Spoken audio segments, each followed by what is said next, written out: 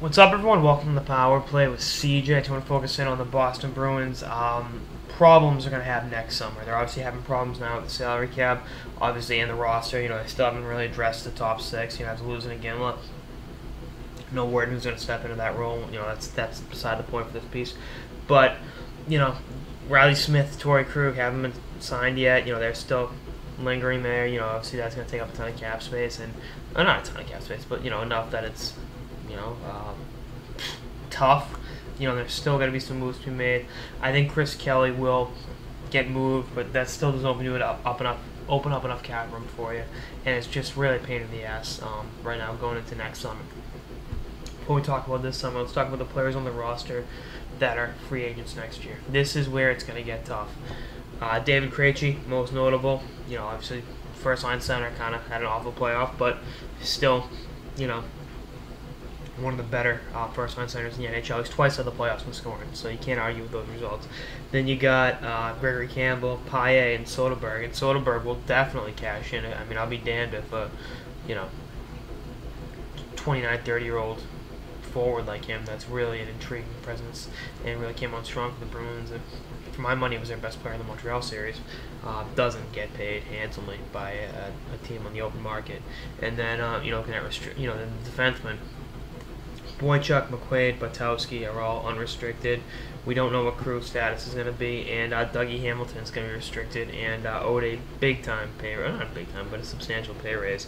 So they are really staring down the barrel of a loaded gun on this one, and it's going to take some really hardcore maneuvering from Chiarelli to facilitate and make this not a total train wreck. They're really. I was thinking about it when I first set out to do this piece. I was going to say, all right, maybe they just blow it up entirely. You really can't do that, considering you're going to have Bergeron in a contract for the next, 8-9 years. Rask's in a contract for a long time. Chara's only got so many years left in him. Why waste a whole season? But my thing would be, if they're going through these salary cap troubles now, like they're having troubles. Next summer, if they don't start working on it now, will be an absolute nightmare. I'd say, blow it up and try to go for McDavid. Get Connor McDavid, get an Eichel, try to go for the number one pick, get some young kids in the lineup, and maybe do what the Celtics did. Make the Garnett Pierce trade, and hopefully get Andrew Wiggins. Didn't work out for the Celtics, but A+ for effort on Danny Ainge's part. And then the optimist in me is saying, wow, they're gonna have all this cap room. They can re-sign Krejci, go out get Bobby Ryan, and then really have the young guys fill in from there. And let's see what that. I was kind of being optimistic that the Miami Heat would be able to get Carmelo Anthony to join Chris Bosh and Dwayne Wade and obviously LeBron in Miami. They didn't get Melo and they lost LeBron, so didn't exactly happen in that case, and I don't think it's going to happen here. But that's something to think about. They got to do something. I wouldn't be opposed to moving Milan Lucic. He's got a no trade clause. I mean, the amount of no trade clauses they give out. I mean, Jesus. Chris Kelly has a no trade clause. Really.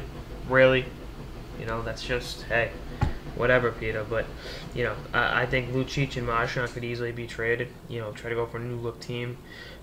Keep the two centers in place and Krejci and Bergeron, obviously. But I think they're, the two of them make over combined $10.5 million.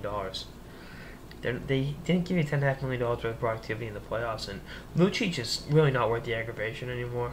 He does stupid shit regularly. He's inconsistent at times, and for all of his great things, it's just like, oh, did something stupid. He's threatening to kill members of the Montreal Canadiens. Well, why didn't he try to kill them during the playoffs and bring a real hardcore physical presence? Didn't really assert himself physically in the Montreal series. So you know what, Milan, let your play do the talking.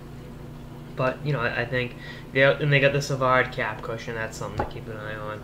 Obviously Savard's more than likely never going to play a game again, so they get to kind of have that off the books. But it's still not an enviable situation. And Peter Chiarelli would hit the ground running now, a year out, to ensure this isn't what ruins the nucleus of a great team. I think it's back in the optimism of 2011. It looked like the Bruins are going to be the team to beat for the next decade. That could still be the case, but the first round flame out to the Capitals, the heartbreaking loss in the Stanley Cup Finals to Chicago, and then last year's absolute no show against Montreal. Maybe you gotta. I'm not saying blow it up entirely, but make some moves and give you a new look. So hopefully Chiarelli does that. Otherwise, they get me back in the doldrums of mediocrity if they don't handle this salary cap situation right now and for next summer. Anyway, that's our next episode of the Power Play with CJ on the Boston Bruins' current salary cap nightmares going into next season and the season after. Stay tuned for more episodes about the offseason and beyond. Later, guys.